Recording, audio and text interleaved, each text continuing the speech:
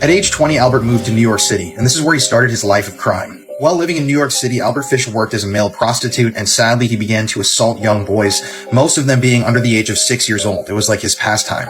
But Albert's mother arranged a marriage for him. He married a woman named Anna, and they actually had 6 kids together.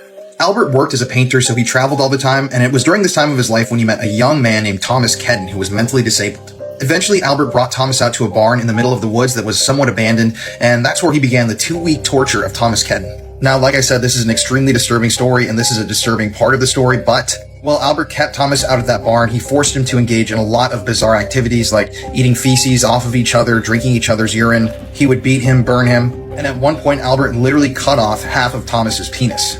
Albert would later describe this incident in his journal, saying, "I shall never forget his scream or the look he gave me."